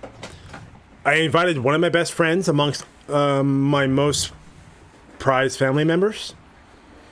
And one of my best friends, he was planning to go, and he said, hey, dude, you know what? I haven't been outside my house essentially for 2 to 3 weeks, and I just don't feel comfortable going. And I told him exactly this. I said, dude, while I disagree with your assessment of the situation, the gravity upon which it encroaches upon you, I completely respect your personal perception of the matter and how you think you should handle it. And I'm in no place to really impose upon you what my personal preference is. So, dude, I get it, Gary. I get it, man. And all the more to you, more power to you. Better to play it safe than sorry, right? From your perspective, I'm sure it's like, why risk it? For a movie? Yeah. Why the hell am I going to risk going out for a movie? I'll wait until this subsides. In the same vein as like, I'm not the first person to adopt first generation technology. I'll let somebody else buy that crap, work out the kinks, and then I'll come in when the second or third generation iterations come too. So similar concept. I get it. Truly and genuinely. Yeah, dude, thank you for sharing, man. All right, Mr. Paul in Long Beach says, again, don't take these stories as fact. China hasn't exactly been honest. Yeah, don't get me started on that, man. I mean, come on. We're talking about authoritarian, totalitarian, communist, technologically, Big Brother 1984 style level of control government. That is China. How much can we really take to what they're saying as being truth? On the converse, our supposed democratically governed, democratic representative governments, whatever you want to call it, American government, right? That is kind of like basically a corporatocracy. A lot of the corporations with their PAC funding, supporting all of the representatives and senators in Congress, writing the bills for them. How much we can take and believe what our Congress is as saying as truth, or our executive branch is saying as truth. Yeah, a little bit of grain of salt, right? So yeah, definitely quadruple so when it comes to China. So nothing beyond the pale. I don't think you're saying there, Paul. Next comment is coming from Paul in Long Beach. Kidding, DJ. No. Hey, man, if you're kidding, all the same, that's all good. But I was going with your narrative there, kidding or not. I think there was a definite element of truth to it. That's just me, some random blackie internet YouTuber on the interwebs. All right, G Wolf says, I'm an introvert, so I don't need groups to be happy. Hey, you know what? Fun fact, dude. I'm not going to say I'm an introvert, but I'm an extroverted introvert. So believe it or not, I'm an introvert. I know how it goes talking to people in big groups. Actually, bigger groups, I can do big groups. It's probably why I do well here. But smaller groups, 4 or 5 people, 2 people, 1 person, I'm like, get, what do I say? What do I do? How do I talk? Now, of course, I've been able to transcend my issues with that, but as it stands, as an individual, my default, yeah, I'm a little introverted. And you'll be pleased to know, when I met Campia, he talked about this during his live Q&A in person. That dude's an introvert through and through. And he, like me, he gave me inspiration to be like him, transcended that handicap. Pretty cool. I mean, right? Who would have thought Campy is an introvert? That he's nervous talking on camera or in person in a group of 100 people. So yeah, I get it, bro. But yeah, you don't need groups to be happy. I get it, man. Good on you. Okay. Dr. Nina Warsaw. Uh-oh. We got the doctor in the house here. She's probably going to correct me on something I've said about COVID. So, doctor, please be gentle. Give you some context here. I do work in a hospital. I work in pharmacy, clinical pharmacy. So, I do have some passing, very cursory knowledge of the situation. But yeah, let's see what the good doctor, has to say. This disease has been found to affect different blood groups. A group is very vulnerable. Oh, really? So I had not seen that because we do get our debriefings every day from the CDC, from our hospital group as well, regarding our current admits, regarding what the CDC literature is saying, what the situation is nationally, statewide, also in terms of our specific regional area. The blood group type I had not heard about, so that's very interesting. Now, do you say a group is very vulnerable, as in like a specific group of people with a specific blood type is vulnerable, or people with the A blood type is very vulnerable? And I think that's interesting you say that, doctor, because my wife is a holistic healthcare practitioner, or at least studying to be one, and we are both very health conscious in terms of preventative measures, well beyond the scope of modern medicine and pharmacology, which seeks to inhibit some function of the body to accommodate for an issue that has been emergent through bad lifestyle, bad choices, etc. And if generally, our understanding is if you are a healthy individual with a well comprised, what would the word be? A well comprised, for lack of a better word, like biological structure, right, or genetic structure. You're just a healthy individual in your own right, and through your ancestors as well. And you practice just good eating, exercise, everything you need to nurture the body and cellular growth and development, you're pretty much going to be okay. And you're younger, too. But the blood type thing, that's complete news to me. And I know I've gone on a tangent about this. I just found it really fascinating. So I'd love to hear you elaborate on that. So, guys, sorry about that. Dr. Nina Warsaw also follows up and says, a group is at higher risk. Okay, so A group, as in A blood type, is at higher risk, and O is at the least risk. Ooh, well, I'm an O blood type, so that's universal donor. Is that correct, doctor? Or is it O positive? Again, I'm only a pharmacy tech. My clinical knowledge is only cursory.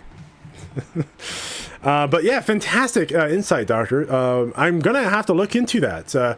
If you could provide some of our fantastic viewers here and myself with a reference to that, to any clinical literature or news articles, I would love to read on that. That's complete news to me.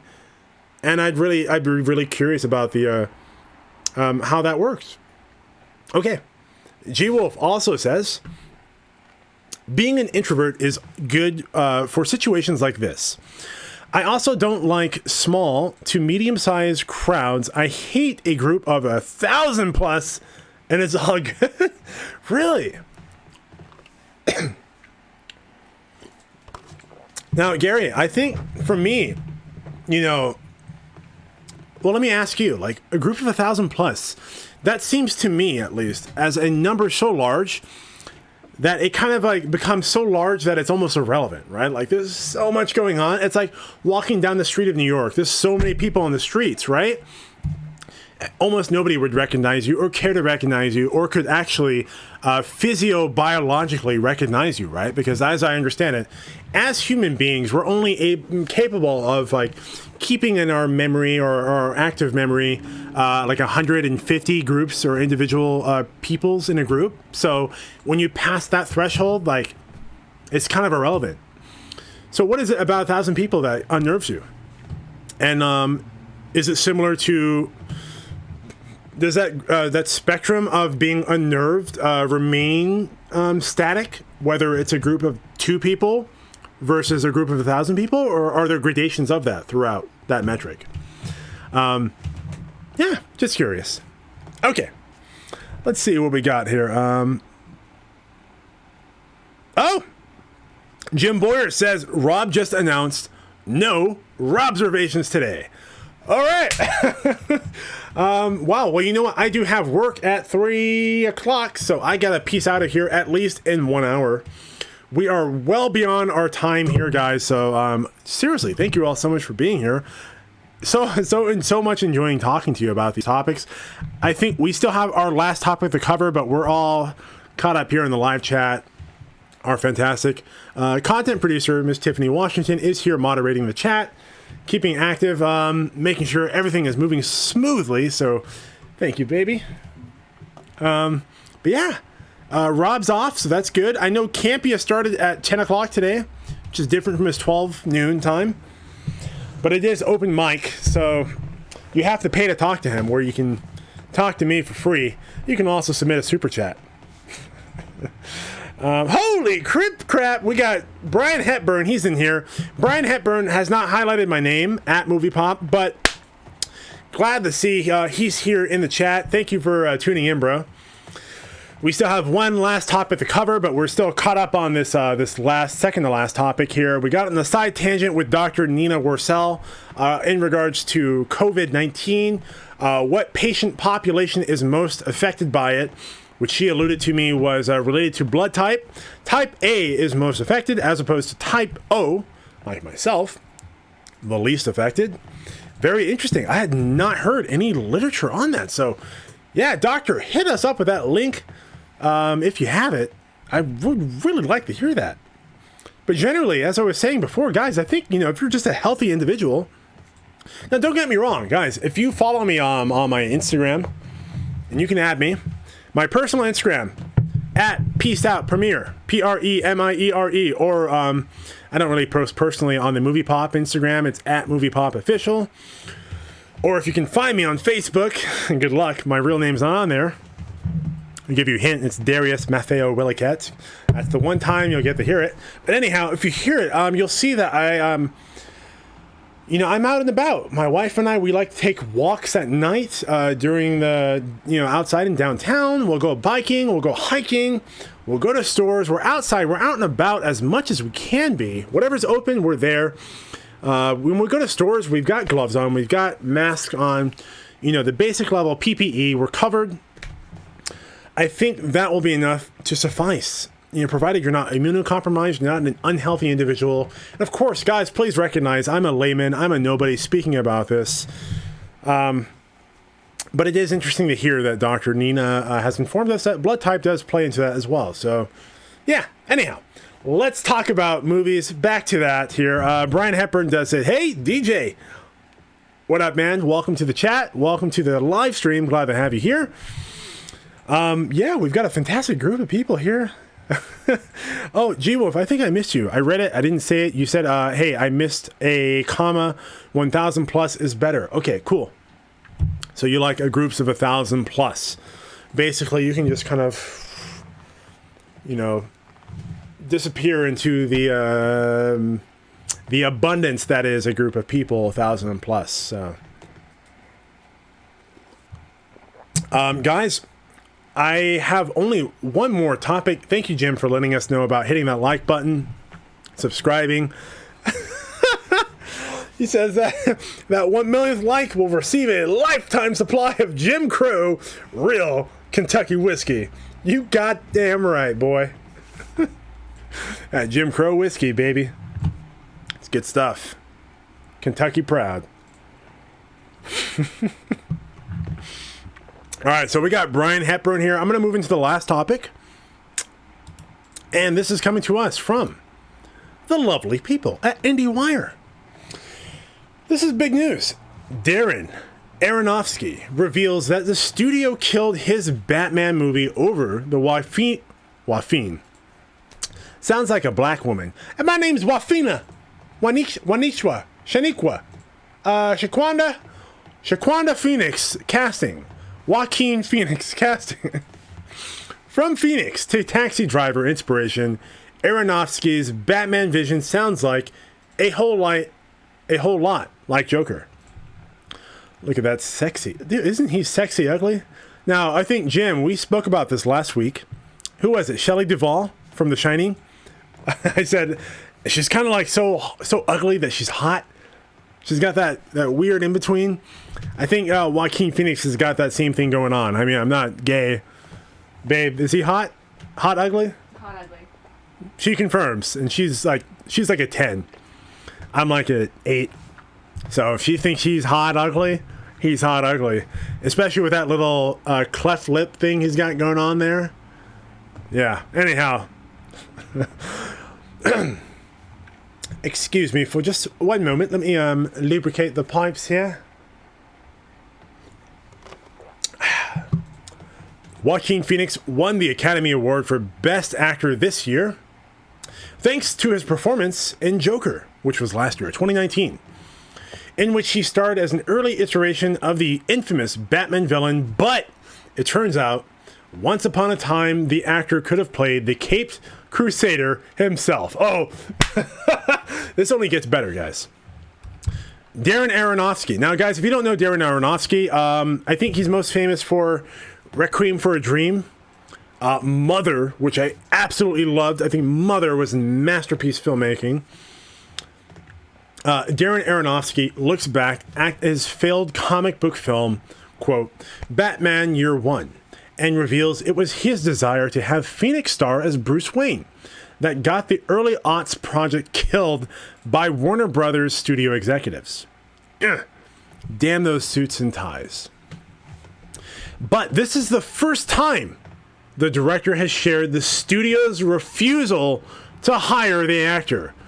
Now this, I feel kind of both ways about this, so let's continue. Here's Joaquin Phoenix. I'm sorry, Aaron Aronofsky. He says, the studio wanted Freddie Prinze Jr. God. And I wanted Joaquin Phoenix, he recalls. I remember thinking, we're making two different films here. That's a true story. It was a different time. The Batman I wrote was definitely a way different type of take than they ended up making. That's my horrible Aaron Aronofsky impression. As usual, it's always horrible, but I try. He continues. I hear the way they're talking about the Joker movie, and well, I mean, that's my pitch. I was like, we're going to shoot in East Detroit and East New York. We're not building Gotham. So interesting to see that, Aronofsky had the foresight before Christopher Nolan. Because guys, remember, for those of you who aren't movie freaks like us in the chat, before Christopher Nolan had the Batman films, what did we have? We had Joel Schumacher films, Batman and Robin, Batman. What was the other? Was it Batman and Robin? God, what was the one before Batman and Robin? There was one, because Batman and then Batman Returns, that's Tim Burton. We had Batman and Robin, and didn't we have well, that was Michael Keaton. The Batman Returns. Let me look at the live chat. Guys, Forever! Is it Batman Forever? Yeah, Val Kilmer. Brian Hepburn for the win. Thank you, sir. Saving my sweet black ass. Yeah. Yeah. Da da da da da da da da da da. There used to be a lot of money. Da da da. Woo woo. Okay, I can't sing like Seal, but anyhow, great soundtrack, by the way. Batman Forever, Batman and Robin, and then I'm forgetting the third one already that I mentioned. Anyhow, you get the point. The Schumacher films, complete schlock, right? Before that, I think Tim Burton kind of rested in between. Guys, and correct me if I'm wrong. Let me know if you agree, if you disagree. But I think Tim Burton kind of teetered on the edge of like, auteur cinema, artistic cinema, that kind of teetered on the edge of comic book schlock, tongue-in-cheek, kind of campy, right? A little bit. You have that very cool, dark, Art Deco visual aesthetic. You had a great script, great actors, great cinematography, but a little tongue-in-cheek as well. either to the source material or to a meta commentary on the franchise as it was in the 80s. Kind of schlocky comic book adaptations for film. Yeah. And then, of course, you had Schumacher, full tilt, schlock. It was like totally kowtowing, taking it up the booty from the studios. That's Schumacher, like that. Just taking it, getting that cash from that bat card he says he never leaves a cave without. Which, of course, killed the whole franchise. And then we had the wonderful Christopher Nolan with his Batman Begins. And, of course, the seminal Batman, The Dark Knight Rises. The Dark Knight Rises, as it was billed. Followed by the Dark Knight. And then The Dark Knight Rises. Really grounded, right? Well, Aronofsky apparently had the foresight to do something like that. And also like how Todd Phillips did with the Joker. Grounding it in reality, shot on location in New York, Chicago, East Detroit, as Aronofsky has said. Having a darker, more grounded vision, similar to Batman Year One. The Batman graphic novels. And guess what, guys? I don't think I highlighted here, but Frank Miller was actually attached. This is interesting. Look, Aronofsky said he was envisioning his Batman movie in the same vein as the 1970s crime films, such as Death Wish, The French Connection, and Taxi Driver. Could you imagine? Now, I don't know if Joaquin Phoenix would be a good Bruce Wayne, as we expect him to be. But he is an A-class actor. He can transcend any role that's given to him. And you know what?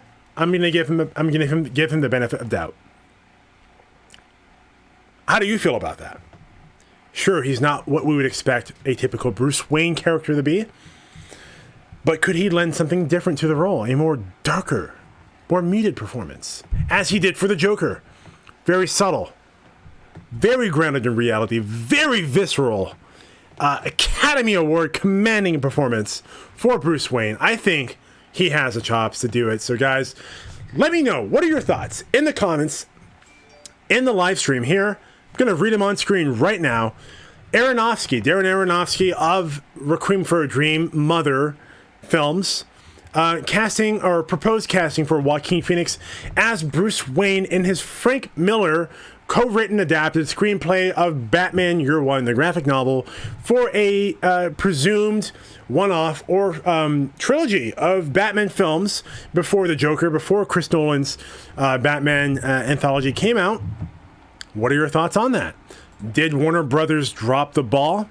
Were the studio executives too stupid, for lack of a better word, wanting to cast Freddie Prinze Jr.? Oh, God, that would be totally... Freddie Prinze Jr. had his time in the 90s. I know what you did last summer. Scooby-Dooby-Doo! Yeah, that would have not aged well at all. Would have been bad. That's my opinion. What are your thoughts? Let's move in here into the love chat. Okay. Let me, there we are. Bring it back here. Boom. Cool. All right, I'm going to move up here. Brian Hepburn says, hey, DJ. Yep, I think I read that already. Oh, okay. Detective Jim Boyers from Kentucky, sipping on that Jim Crow whiskey. Says, so Aronofsky and Reeves had deals to do a Batman movie? Apparently so. At least they were in the works. Reeves. I'm thinking Christopher Reeves for some reason. Why am I thinking Christopher Reeves? Who's the Reeves? Is there a Reeves in this article? Who? Let me see. I got nothing in this article. Reeves. What Reeves are you talking about, Jim? Let's find out. Jim also acknowledges Shelley Duvall. Paul in Long Beach says, I'm confused. The days are running together and everyone is wearing masks. Is it Halloween yet? It is the apocalyptic prelude to Halloween, Paul. And I'm sorry you did not get the memo, but next weekend, down in Long Beach at the Queen Mary, we're going to be wearing our masks. We're going to be putting on chain and malice. Make sure to put an apple and chain and gang on your face. We're going to be having a good old orgy outside, so I hope to see you there. Bring plenty of lube, man. Halloween is coming early this year. G-Wolf also says, once the studio made a bad choice, that's putting it lightly, dude. Phoenix is so hot right now. That Phoenix is so hot right now. Mugatu. Freddie Prinze Jr. would be a disaster. Yeah, what the hell were they thinking? Talk about totally tone deaf, right? But I mean, I understand it. It makes sense in the 90s. You know, in the 90s, we had actors, as I understand, and this is coming from my understanding as a film goer and a film enthusiast, as a 6 to 15-year-old child during the 90s. 1990, I was 87, 88, 89, 93. Okay, I was 3 years old in 1990 to 2000. I suck at math. 10 years. Okay, so 1990, I was 3 years old. 1999, I was 10, 11, give or take. So from 3 to 11, I was an avid film goer, mind you. 2001, A Space Odyssey captivated my imagination at 6 years old in 1994. Not too old. So at least I had some cursory understanding of what was happening. And even then, despite my childish self would have been liking a Freddie Prinze Jr. or some other, person like Jim Carrey playing the Riddler, which is cool as a child and for shits and giggles. But as a serious film enthusiast, it's a little too close to home, a little too on the nose. Yeah, he would have been a disaster, Freddie Prinze Jr. Ugh. And totally like an actor of his time. Totally judging. I'm sure he's done plenty of indie films since Scooby-Doo and his whole heartbreak, teen throb movies, chick flicks, whatever. But, that's what we know him as. That's what I know him as. And I might be prejudging. I will fully admit that. Similarly to how people who aren't familiar with Robert Pattinson's filmography, outside of Twilight, Robert Pattinson has done nothing but indie A-class bangers. Good Time, The Lighthouse. What was that film? The science fiction film? I got it. High Life. Got it without looking at the chat. Great. Yeah, Robert Pattinson, great. So I can understand maybe my view of FPJ is skewed, but I think I might be right. Thanks, G-Wolf. Okay. Next comment. Jim Boyer says, Burton is very artsy-fartsy. His stuff is a little tongue-in-cheek. Yeah. I'm glad you agree, dude. We're getting along quite well these days, Jim. By the way, I think we had a little bit of a divergent opinion on some films that released, most notably Hobbs and Shaw. I like it for what it is, but as far as good cinema... G-Wolf also says, I like the Tim Burton Batman. Yeah, me too, man. But I grew up on the 60s Batman and love Adam West. Interesting you say that, G-Wolf. Now, obviously, I didn't grow up in the 60s, dude. But back in my day, when I was a young little wee lass, we used to watch shows on television. Because the internet, before 1996, and access to it on America Online, you watched shows on TV. And I remember watching the original Batman series. Reruns, of course. I don't recall which channel they were on, but they were rebroadcasts. And yeah, I did grow up with the original Adam West Batman. So I can appreciate that for what it is. And I think it exists in its own little bubble.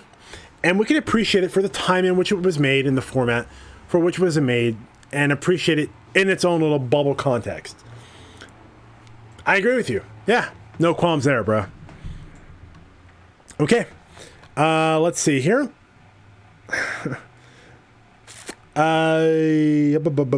Jim Boyer says, I saw The Lighthouse yesterday, and holy hell, I'm still not exactly sure what I watched. Jim, interesting. Wow, I wish I could pull up. Okay, it's totally side tangent. I'm going to ignore it.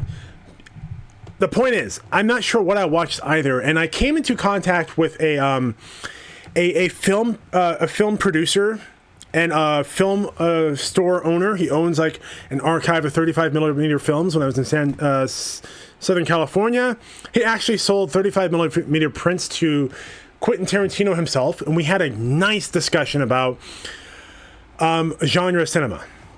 And of course, he mentioned Robert Eggers' The Lighthouse, and he asked me, what I thought of it. I expressed to him, hey, visually, I appreciated it. The acting was great. The sound design, fantastic. Firing on all cylinders, but narratively, what the hell did I watch? What was the point? What was the subtext? I didn't know. And I thought it was really interesting. He told me this. He said, well, think about it.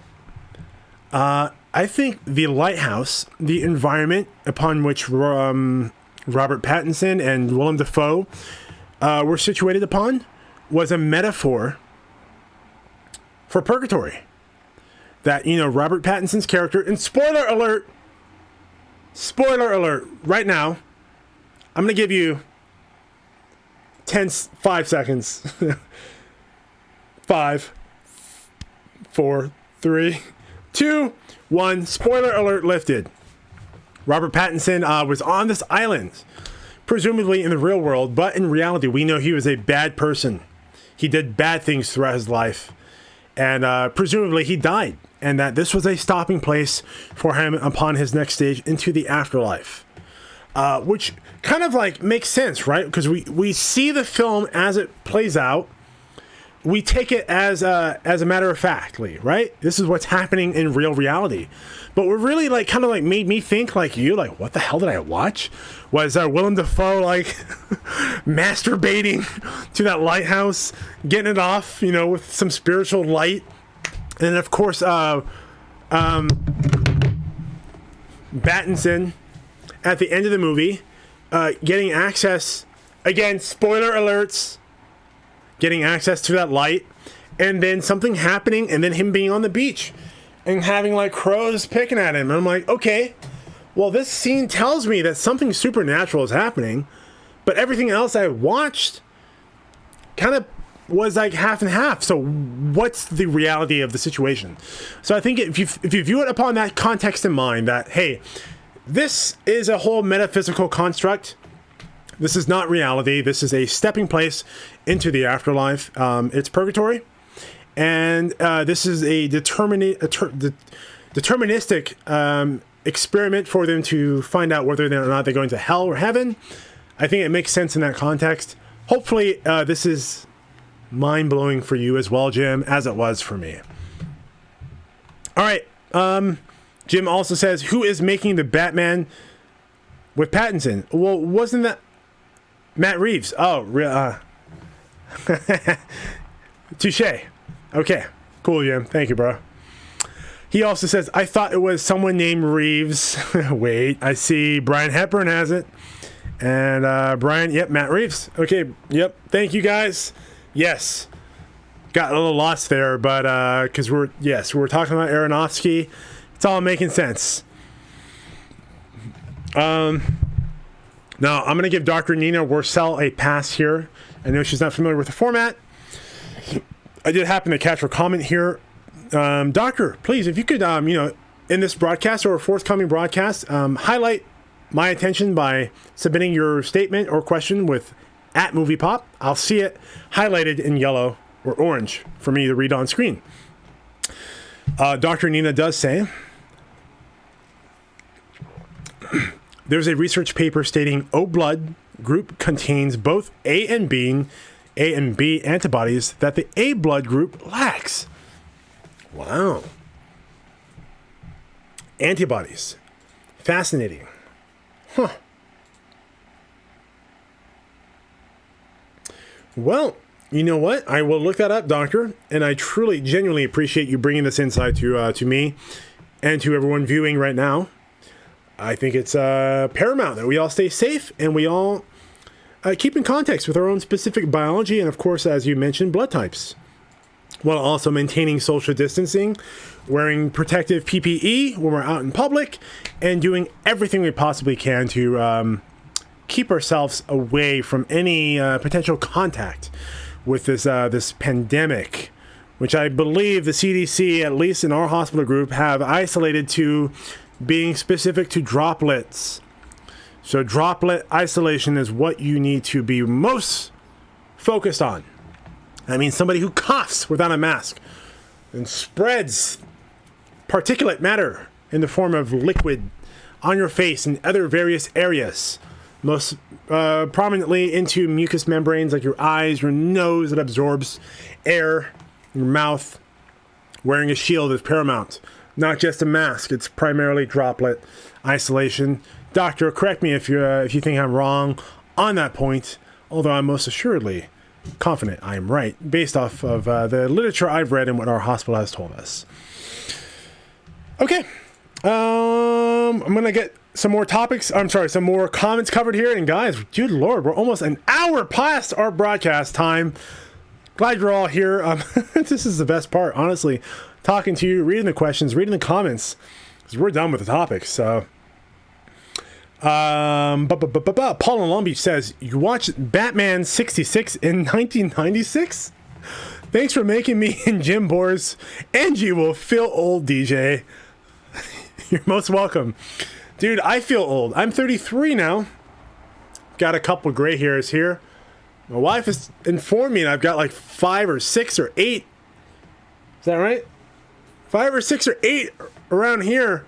But I'm really hoping for the Richard Reed cool, gray silver fox skunk look going on right here. That would be really tight. If it doesn't happen, maybe we can dye some white here. You want to do that for me for the next broadcast? She says sure. She's probably half joking, but we'll see, guys. Stay tuned next weekend. Let's see if I got some cool silver fox going on here. But yeah, don't feel old, man. It's all a state of mind, honestly.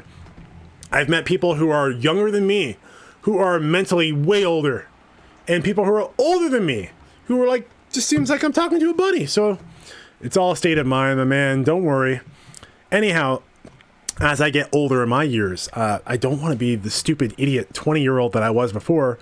And I appreciate the knowledge and wisdom that comes with age. So as long as we keep our bodies sexy and we're still fudging our significant others and we're mentally acute, I think all the better with the years. A few wrinkles, who cares? Okay. Jim Boyer says, wow, I actually did think about the purgatory thing. Maybe I did. Cool, man. Good on you. I had not, so that was a revelation for me when that person told me about it. Maybe I did get it. Well, okay. Well, glad you did, Jim. Cool. Right. Way to rub it in my face, dude. Jesus. Making me look like an idiot on here. All right. Brian Hepburn says, you'll catch up. You're only a couple years away from looking like J. Jonah Abrams.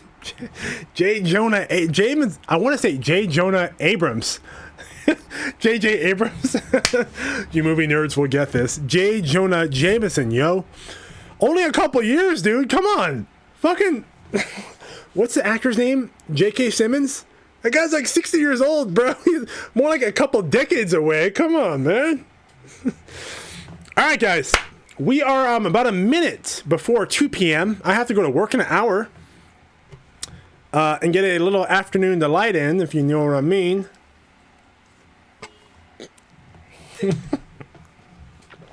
Also prepare my lunch and get ready for work. So I think we've got all the topics covered here. We've got the wrap up ready to go. Guys, seriously, every broadcast is better than the last. Genuinely appreciate Paul in Long Beach, G Wolf, Brian Hepburn, Dr. Nina Wursell, Jordy Lyons, Jim Boyers, and we got one more in the beginning of the chat, Chris Newman, for tuning in today. Seriously, guys, thank you all so much for your comments, for your input. Jordy Lyons, thank you so much for writing your letter, which is absolutely hilarious. If you haven't seen it, guys, rewind to the broadcast. I read the letter on screen after our third news topics. And you know what? While I'm here, send me a letter. Viewer letters, your topic of the week, suggestions, either or to dj@moviepop.org. I'll be happy to read it on screen like I did today for Mr. Jordy Lines from the United Kingdoms. Guys, stay safe, stay sexy, keep tuning in. Love you all so much. Thank you so much for submitting your questions. G-Wolf, you are welcome for me being on. Thank you for being here. Paul in Long Beach, thank you so much for dropping in, bro. Glad you relish the grays. Just beware, he says. They move south. Just pretty soon, the pubes, just saying, fudge. Yeah, not looking forward to that. So, guys, without further ado, thank you so much for all being here. We'll see you next weekend, 12 noon Pacific Standard Time. Have a happy weekend and a wonderful rest of your week. All right.